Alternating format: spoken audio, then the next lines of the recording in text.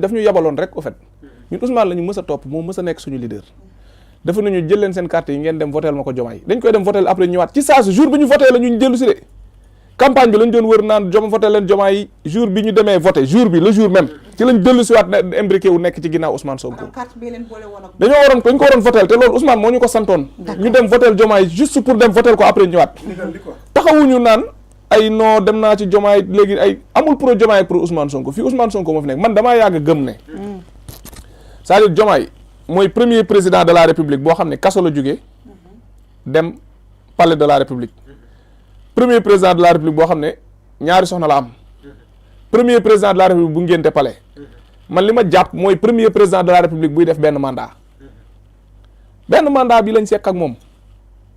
xalaatuñu di ko votel en 2003 laa nag maa ngi gis dernièrement les coordonnateurs départementaux invité na leen ndogu dégg naa ñu ne député yi invité na leen ak ay maire yu kenn xamul maa ngi dégg ñuy wax loolu ma ne lii yëpp day baliser terrain bi rek ëllëg ak si biir Diomaye président bi la bëgg a invité bu xëyee invité coalition Diomaye président problème am léegi mu jaaree ko ci gars yi bëgg leen a mbàjjoo moo tax gars yi dañoo war a yeewu c'est-à-dire dafay baliser le chemin dafay amener le sujet balaa muy poser problématique bi bay développer il faut mu amener le sujet moo tax wiiri wiiri bi yëpp jaari ndaari moom ñun dañ koy njëkk ndaari taxaw di ko xaar c'est-à-dire ñun sàngo nañu mais nelawuñu ci ndaari googu noonu yarga ndax invitation bi ak contexte politique bi fi mu toll lu waroon la non en fait contexte politique bi fi mu toll c'est-à-dire ñu man xaaruma ci Diomaye dara pratiquement très sincèrement man xaaruma ci moom parce que ñun déjà ñun Pastef ñun dañoo xaw a dañoo seexlu loolu c'est-à-dire politique nga nekk palais de la République ba pare bëgg fa di invité parti politique ci biir palais bi peut-être xëy na dina ko def ak xam naa fa dafa am fu mu jëm rek moo tax mu jaar fii mais loolu warul parce que am na këram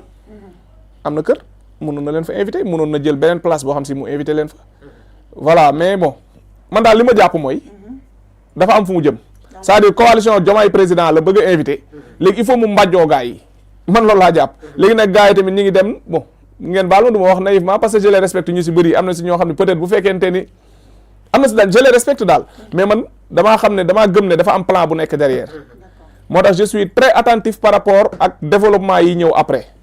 bu ma ñëwee nag si wàllum franchise universitaire yi keroog plateau bi ma fi mujjee dama ko waxoon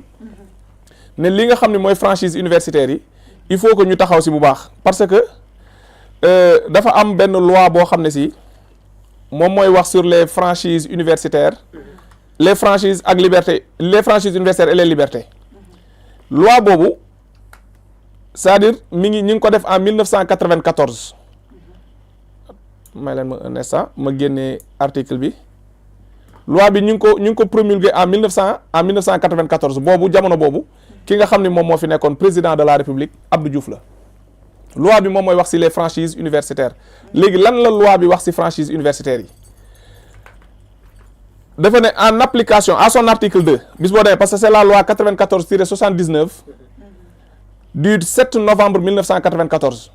si à son article 2 dafa ne en application du régime des franchises et libertés l'espace universitaire est placé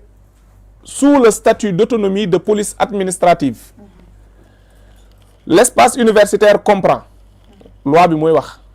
mu ne l'espace universitaire comprend les facultés les unités d'enseignement et de recherche ainsi que les instituts et établissements d'enseignement supérieur relevant des universités donc lii il faut que ça soit clair ñu lever tous les équivoques wane ne lii di campus social bi bokkul ci li nga xam ne mooy champ d'application franchise universitaire il faut que cela soit clair parce que yàgg nañ fi nekk Sénégal bu coow amee ba takk der yi dugg bu ñu xasee ba egg pavillon A rek parce que bu université boo xoolee daanaka ñett la ba ñeenti bunt boo demee grande porte petite porte mooy bi nekk côté couloir de la mort peut-être corniche bi ak li nga xam ne mooy génnee canal 4 bi fële na la si côté Gueule Tapée côté Clodel bi yooyu ñoo fi nekk porte yoo xam ne si peut-être des fois bu daan am ay affrontement gars yi foofu la ñu mën a duggee bu fekkente ni takk der yi dañoo dugg ci campus social bi maanaam fi nga xam ni foofu la étudiants yi di fanaan bu ñu xëyee mën a jël seen i cartable jël seen i ay machine ak seen i livre dem jubali ca amphithéâtre yi ñii dem ci laboratoire yi jàngi loolu li ko régir mooy régime mu franchise universitaire foofu takk der bi mën na faa dugg de waaye du nu ko neex la fay duggee li ko fa mën a permettre mu dugg fa mooy le conseil de l'université bi nga xam ne le recteur moo ko jiite nga xam ne am na ay enseignants chercheurs yoo xam ne ñi ngi fay siéger amicales yi am nañ fa ay représentants yuy siéger ci biir conseil boobu du coup bis bu demoon ba ñu gis ne kat fii la sécurité est menacée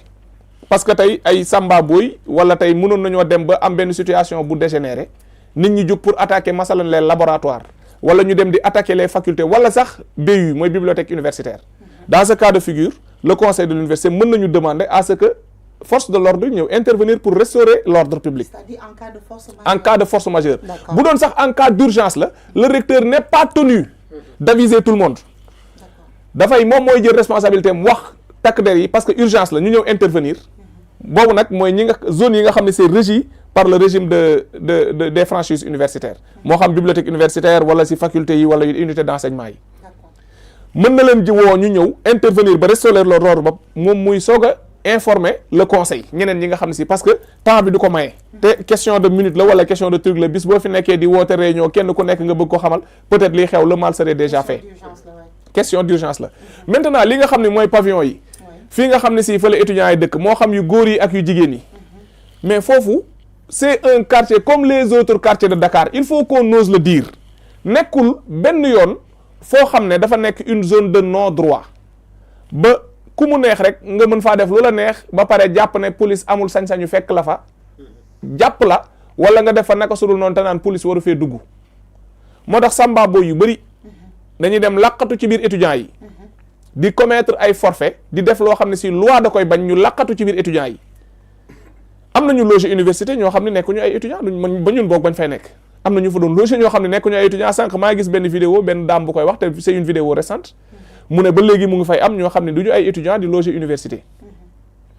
c'est pas que ñi fa loger ñëpp du ñu ay étudiants ay Samba Boy lañ mais am na ay Samba parce que jàpp nañ fa yàgg nañ fa jàpp ñoo xam ne dañuy jaay ay yamba yore ay kamlotu yamba nekk si biir amphi ci biir pas amphi nekk ci biir comment on appelle ça si biir chambre yi si biir bâtiment yi fan yii ci mbirum góor jigéen yi ngay dégg première liste bi ñu doon wax am lim nañ ci ab étudiant am na ak koo xam ne dañ koo jàpp si jeune la ñu ne kii c'est un étudiant. non kuy liggéeyee kuddu. étudiant la ñu wax si première liste bi premier jour yi am na ñoo xam ne si dañoo def ay fouilles inopinées dans certaines chambres yoo xam ne si après bi police amee ay renseignements que ne am na ay étudiants yoo xam ne dañoo yore ay instruments contondants ak i armes blanches ak yu demee noonu yore ko si seeni chambre bi gars yi ñëwee def à l'improviste def descente ci chambre yooyu gis nañu ñu yore fa yu bëri yoo xam ne si lii mën naa rey nit lan la étudiant di doyee loolu étudiant livre mooy sa arme lux mea lex la lumière est ma loi yow looy doyee yooyu yow ordinateur peut-être ay livre ak yu mel noonu yooyu nga war a soxla waaye bu ñu demee ba gars yi foofu mu mel ni Gestapo kenn ku ci nekk yore ay armes ak yu demee noonu xam nga loolu dafay ternir l'image de l'université te loolu nag benn groupuscule ñoo koy def ci biir université bi ba pare terroriser étudiants yëpp yore kàddu gi mel ni bu ñu waxee ñu ne ñoo jiite amicale yi jàpp ne amicale daal comme lamb boo xam ne lamb bu am la jàpp ne nit ñi dañoo war a di def du n'importe quoi te pourtant am na ay étudiants yu sérieux jógee fu sore xam li leen war bàyyi seen i waajur ginnaaw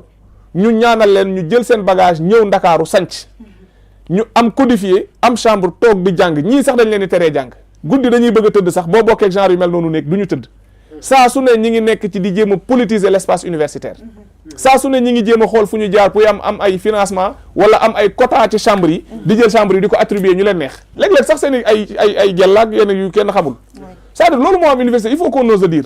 am ay étudiants yoo xam ne si ils sont méritants te mënuñu fexe ba am ay chambre am ñoo xam ne dañ leen di jox chambre ñu jaay ko dëgg la c'est-à-dire loolu moo am université ñu jaay ko ñiy def loolu nag tuuti la toqul doomu aadama la yoo xam ne peut-être ñoom ñoo yore yenn pouvoir yi foofu mais ñi si ëpp jàngi la ñuy ñëw def bu wàcc dem seen chambre yeeg yu demee noonu mais nag vu que ñii ñoo yore pouvoir yi ñoom ñooy décréter mot d'ordre yi ñooy xëy dajale gars yi ni chers camarades de la manière Hitler nous allons déclencher la grève éclair demain à 5 heures du matin aucun véhicule ne va traverser l'avenue Cheikh Anta Diop nous allons bloquer la corniche ainsi que le canal 4 nangam lu ne ñu wax ko haranguer les foules ni leen parce que tout simplement le régime qui est en place ne nous respecte pas jusqu'à présent nous peinons à xam nga wax ay wax yoo xam ne étudiant bi nga xam ne si mi ngi lay déglu jàpp ne kat kii dañ ko war a fay rappel boo xam ne si c'est un droit pour lui alors que fayuñu ko te étudiant boursam la yaakaar ñoom ñi ngi jot seen i salaire wax leen wax yoo xam ne day tax daal kii daal ne ñii je vais me solidariser ak ñoom parce que ñii suñu ay frère lañ nga génn yow fekk ki la doon jox discours boobu derrière am na ku fa jaar ba am lu mu ko jox ni ko déstabiliser l'université bi yow nga génn inconsciemment ànd ci affaire yi pour solidariser ci sa ay mbokk étudiants fekk am na anguille sous roche léegi renseignement yooyu moom la état am daal di xam ne nag lii waratuñu ko seetaan d'autant plus que li ñuy revendiquer c'est pas quelque chose boo xam ne si c'est ça leur revient de droit moo tax le premier ministre Ousmane Sonko daal di ne j'ai demandé au ministre de l'intérieur mu defal ma ay études ci xool nu ñuy implanter foofu benn commissariat de police dans l'enceinte de l'université amoon na police ñu nekkoon foofu service COUD boo doon bëgg yenn trucs yi nga war a légaliser yu demee noonu foofu nga koy defee mais mu am benn commissariat parce que c'est un quartier parce que sax day dem sax ba day dépasser commune xam nga pour ñaata nit lañu soxla pour am une commune au minimum 1000 personnes campus bi bu ñu demee ba am 25000 étudiants mooy 25 communes mën nañ fa xaj nañ ci biir université bi 25 communes moo ëpp département amul benn département ci réew mi bu am 25 communes si biir campus bi 25 communes mën nañ ci génn c'est-à-dire imaginer loolu nga bàyyi lu toll noonu sans mu am peut-être état am na ay fu mu mën a jaar des voies et moyens yu mu mën a jaar ñoo xam ni même s'ils ne sont pas attenus dinañu xam li nga xam ne mi ngi xew ci biir via les bulletins de renseignement yi nga xam si gars yi ñu ngi koy établir quotidiennement et tout mais dafa war a am un commissariat wala une brigade wala bon commissariat war na fa am parce que zone bi mu nekk zone urbaine la donc commissariat war na am ci biir foofu ñuy saytu bu baax li fay am aar ñi nga xam ne jàng moom moo leen tax a jug mettre leen dans des conditions optimales d'apprentissage nga xam ne tey yenn yi du fa mën a am ci wàllum tapage yi ñi nga xam ne dañoo ñëw pour jàng dinañu mën a jàng kenn du leen agressé mën a dellu te kenn du leen agressé yu mel noonu yëpp ñu koy mën a muy am sécurité guddi gi kenn du ne damay xëccoo ak kii pour gagner ñun ñoo nekk amical nangam war a xëccoog beneen ñaari liste war a opposé wu nga xëy guddi dem attaquer beneen chambre am na fii suñu ay frères de parti les Vito ak Ousmane Sonko Junior ak ñeneen gars yi attaqué nañ leen fii su ma juumul en 2022 fekk leen ci seen ay chambre mais gars yi dañ leen a bastonné jamate leen def leen du n'importe quoi ba président Ousmane Sonko sax sol dàllam moom ànd ak ceeg Jibi Gueye Ndiaye ñëw fekk leen fii gars yi ñoo mujj jóge université demoon hôpital jóge fa ñëw ak seen i ay gaañu benn chambre bu ñu loué woon fii à Ouest Foire Ousmane ñëwoon na fa seet si leen mais yu mel noonu il faut que état mettre un terme à ces choses là yooyu mënuñu ko bàyyi muy perdurer muy continuer wax na également ba ne ñu ngi sax xalaat nan la ñuy def pour délocaliser bu fi yenn amphithéâtre yi ñu yenn kii faculté yi ñu génnee leen yóbbu leen feneen parce que nii affaire yi demee nii lii kenn mënatu ko seetaan donc loolu c'est quelque chose boo xam si c'est salutaire et ça vient à son heure mënuñu bàyyi école sénégalaise nii mënuñu bàyyi campus bi nii à chaque instant chaque 3 mois ay problème perturbation toj oto jàmbur yi en n'en plus finir maintenant nag lépp loo xam ne si nii loo xam ne étudiants yi moo ko moom muy bourse ak yooyu loolu c'est sacré bu ko kenn laal te nguur gi xalaatuñu di ko laal buñ leen yokkalu duñ leen mësan duñ leen laalal li nga xam ne si mooy seen ay acquis mais nag que étudiants yi qu'ils sachent raison garder lépp lu ñuy laal mu nekk lépp lu ñuy laaj mu nekk loo xam ne lu ñu moom la bañ a yàq bañ a taal xam ne daal li leen war mooy ñu jàng parce que réew mi dafa yaakaar ci ñoom donc te étudiants yi bis boo ci génnee njabootu Ousmane Sonko dara dootu ci des donc man li may bañ rek mooy voilà politique yi dugg seen biir jéem a leen a jaxase seen xel yi ba dugal leen ci loo xam ne da leen di yóbbu ci nit ñi daal gën leen a xeeb donc foofu laay terminer question. am na solo Yarga Sy Abou ñu ñëw rek ci dernier point bi rapidement parce que waxtu baa ngi ñuy bëgg a xoj gis nañ moom njiital réew mi dafa daal di invité député yi foofee nga xamante ni moom moo di ca palais de la République. waaw comme ni ma ko waxee. il y a quelques jours de cela bi ñu invité les coordonnateurs départementaux ci ndogu bi nga xam ne moom président de la République dana invité woon. man j'étais pas du tout d'accord le fait que ñoom ñuy uy président de la République parce que man damaa gëm ne. Diomaye xam na bu baax ñan la war a invité Diomaye ñi nga xamante ne ñoom la war a invité mooy ñi nga xam ne dañoo tuur seen deret ngir mu nekk président de la République Diomaye xam na bu baax ñan la war a invité mooy ñi nga xam ne dañoo dagg seen cër ngir mu nekk président de la République